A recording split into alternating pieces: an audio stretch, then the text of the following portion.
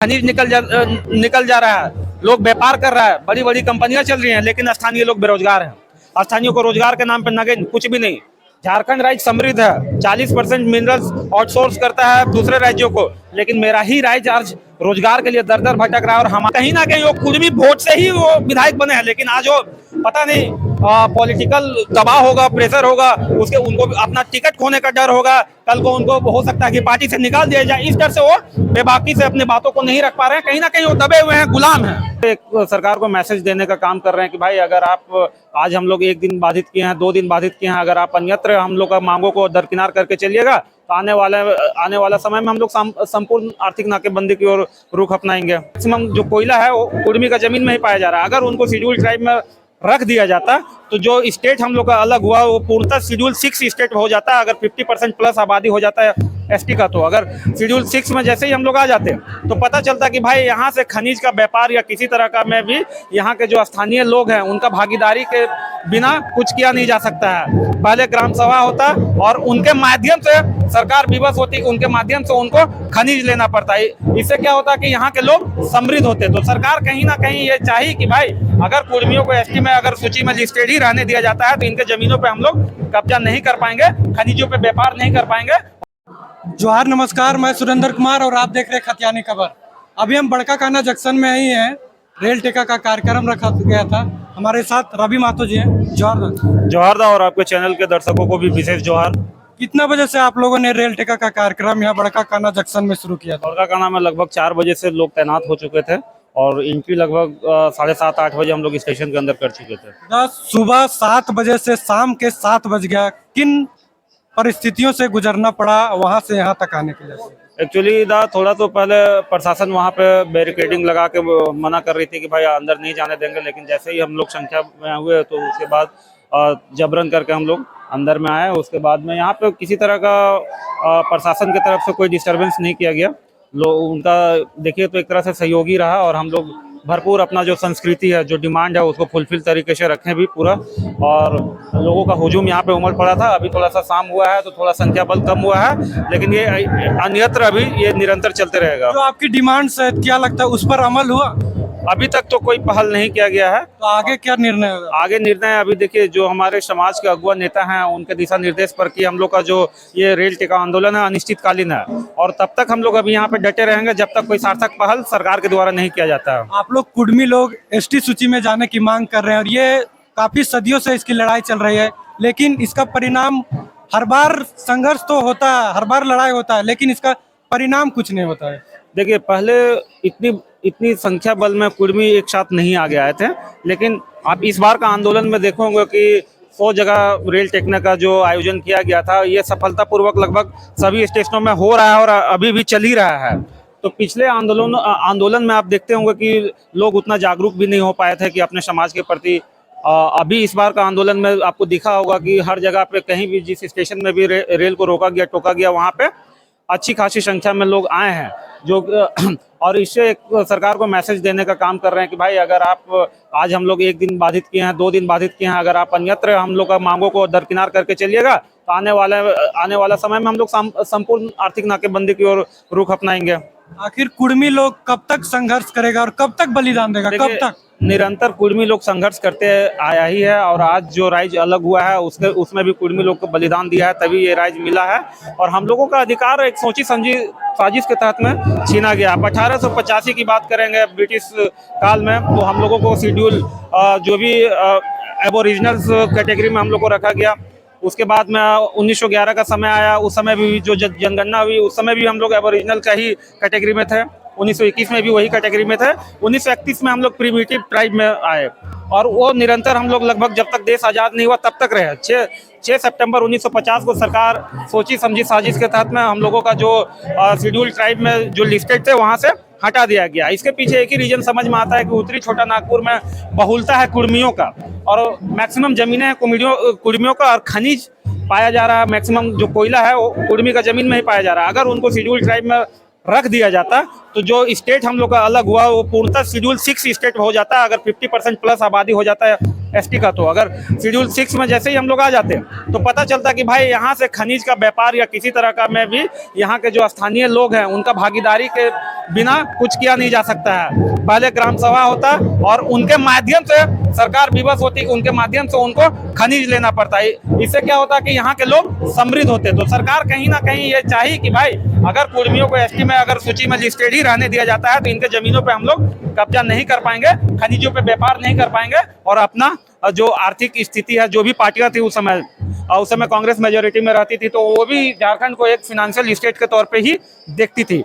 यही रीजन रहा है कि कुर्मी लोग चलते आए हैं। उस समय हमारे जो युवा साथी होते थे, जो भी बुजुर्ग रहते थे हमारे समाज के, उतना थोड़ा सा अनएजुकेटेड बैकवर्ड एरिया से हम लोग, आप देखे ही होंगे कि हम लोग जंगल झाड़ पहाड़ पठार में रहने वाला हैं, मूल आदिवासी हैं। तो हम लोग थोड़ा सा बाहरी दुनिया से अनभिज्ञ थे, नहीं पता था कि भाई कोयला का भी यूटिलाइजेशन इतना बढ़ चढ़ के हो सकता है। उस चीज को दरकिनार करके साधन का कमी रहने की वजह से उस समय हमारा जो पूर्वज लोग था वो लोग आंदोलन नहीं छेड़ पाया, क्योंकि उन लोग खेती पे ज्यादा डिपेंडेंट था और उन लोग के पास में समृद्ध खेती था कि भाई हम लोग के पास में खेत है, इसके अलावा हम लोग को कुछ नहीं चाहिए, खेत है मतलब हम लोग राजा हैं। तो यही सोच के वजह से आगे मतलब आंदोलन नहीं हो पाया सक्सेसफुल। लेकिन जब से लोग जागरूक हुए, अब बीते 4-5 सालों में देखते होंगे कि बृहद रूप से लोग अब जाग रहे हैं, अपनी मांगों को लेकर सड़क पे उतर रहे हैं। आज हम लोग रेल रोकने का काम किया है।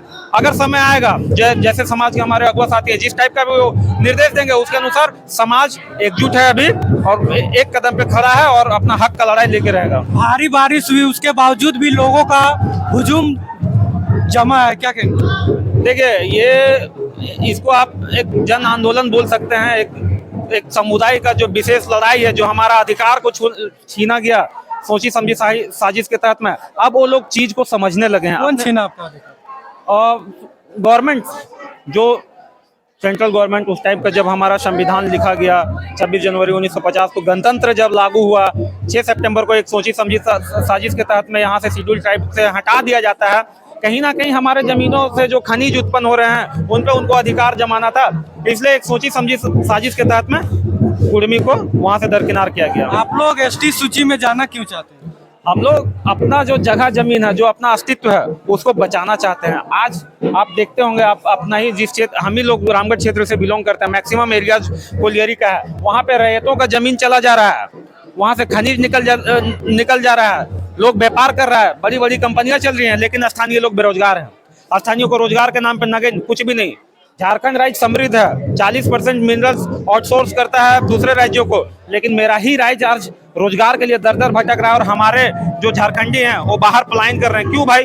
जब मेरा स्टेट का फिनेंशियल स्टेट जो भी मेरा स्टेट का जो इकोनॉमी डिपेंड करता है वो कोयला पे डिपेंड करता है, लेकिन कोयला पे जिसका जमीन में कोयला निकल रहा है और वही लोग वहाँ पे रोजगार परक नहीं है। तो सोचिए, और तो सबसे बड़ा चीज है, पूरा इंडिया रोशन हो रहा है कोयला से और वो कोयला प्रोवाइड करवाने वाला है झारखंड। उसके बाद भी झारखंडी को विस्थापित रैयत प्रभावित है, उसको बिजली बिल देना पड़ रहा है। तो ये दुर्भाग्य है मेरे राज्य का, मेरे झारखंडी होने का। मेरा अंतिम सवाल है, आप लोगों ने झारखंड के विभिन्न जिलों में विभिन्न स्टेशनों में रेल रोका का कार्यक्रम रखा है, लेकिन आदिवासी समाज के द्वारा ही सुनने में आया, आदिवासियों द्वारा ऐलान किया गया है आज ही के दिन महामहिम के पास वो लोग भी धरना दिए। देखिए इनका एक पॉलिटिकल एजेंडा है। वो लोग चाहते थे कि भाई कुर्मी एकजुट हो चुका है, अब कुर्मी अपना मांग को लेकर के एकत्रित है और ये सरकार, सेंट्रल गवर्नमेंट भी जानती है कि भाई ये ऑलरेडी लिस्टेड थे तो इनको क्यों हटाया गया, किस ग्राउंड पे इनको ओबीसी में डाला गया। कहीं ना कहीं उनको पता है कि भाई ये लोग अपना जायज मांग संवैधानिक तरीके से, लोकतांत्रिक देश है उस तरीके से हम लोग रख रहे हैं और उनको कहीं एक होता है ना कि थोड़ा सा पॉलिटिकल माइलेज लेना।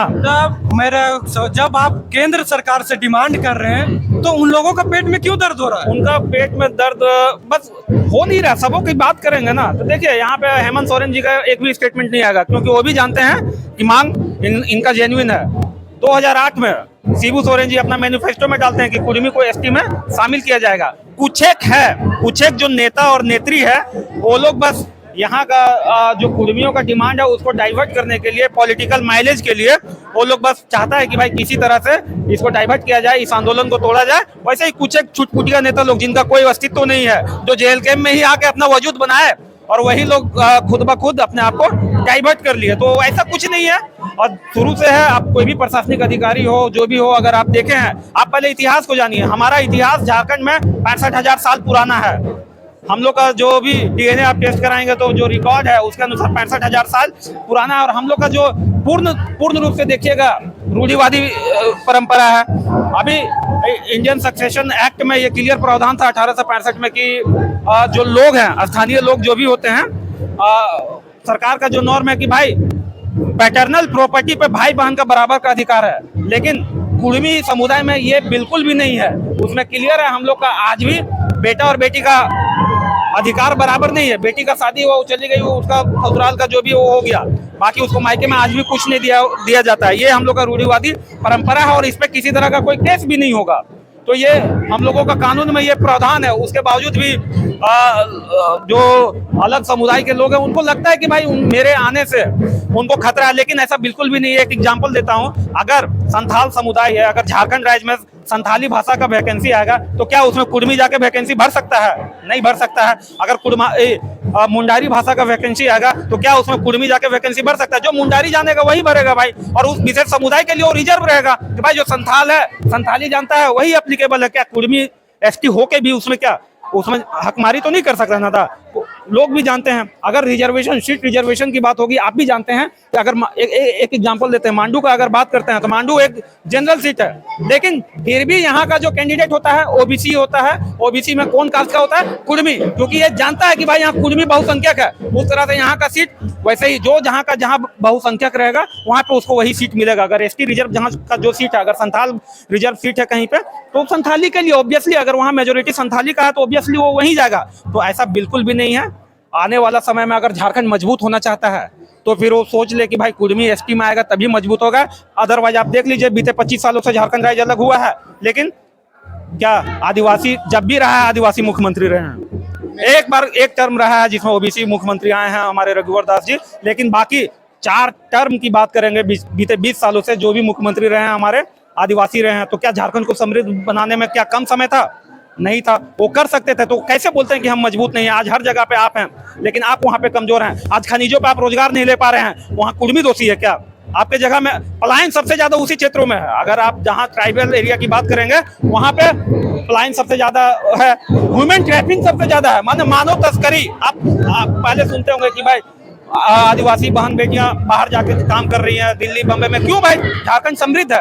तो कुर्मी कहीं से भी आने से किसी का कोई नुकसान नहीं है, बस वो लोग पॉलिटिकल माइलेज लेने के लिए। मेरा अंतिम सवाल है, आपके समाज के कई नेता हैं जो रेल टेका कार्यक्रम में अभी तक चुप है और ना वो उतरे इसका। देखिए, और यहाँ पे आप क्लियर देखते होंगे कि झारखंड में जो सिनारियो है, जो सत्ता पक्ष के लोग हैं, सत्ता पक्ष में जो भी कुर्मी नेता है वो एक भी बयान देने से कतरा रहे हैं। क्यों? कहीं ना कहीं वो सिस्टम अपने पार्टी में जो भी उनका जनाधार है, उस पार्टी का जो भी उनका शीर्ष नेतृत्व है उसके इशारे पे काम कर रहे हैं, जबकि ऐसा बिल्कुल भी नहीं है। आप देख लीजिएगा हमारे पार्टी के, हम जैसे जेएलके पार्टी से बिलोंग करते हैं, हमारे केंद्रीय अध्यक्ष का साफ निर्देश है कि भाई हम सबसे पहले समाज के साथ में, अगर समाज रहेगा तो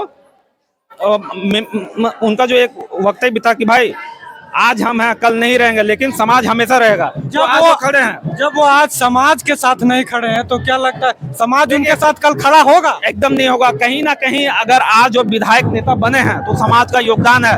अगर उनको आज टिकट मिला है, रामगढ़ से भी अगर कोई विधायक बनता है तो भाई महतो ही कैंडिडेट क्यों? सीट तो जनरल है, कोई सिंह भी आ जाता, कोई राजपूत आ जाता, कोई साव जी आ जाते, कोई मतलब अदर भी जो भी फॉरवर्ड कास्ट के हैं उनको भी दिया जा सकता था, लेकिन महतो क्यों भाई? क्योंकि पता है कि महतो यहाँ बहुसंख्यक है और महतो ही जीत सकता है। तो कहीं ना कहीं वो कुर्मी वोट से ही वो विधायक बने हैं, लेकिन आज वो पता नहीं पॉलिटिकल दबाव होगा, प्रेशर होगा, उनको अपना टिकट खोने का डर होगा, कल को उनको हो सकता है कि पार्टी से निकाल दिया जाए। इस डर से वो बेबाकी से अपनी बातों को नहीं रख पा रहे हैं। कहीं ना कहीं वो दबे हुए हैं, गुलाम हैं। तो क्या जनता इनका इसका जवाब देगी? एकदम जवाब देगी। अब कुर्मी एकजुट हो चुका है। आने वाले चुनावों में आप देखिएगा पूर्ण रूप से बहिष्कार किया जाएगा इनका।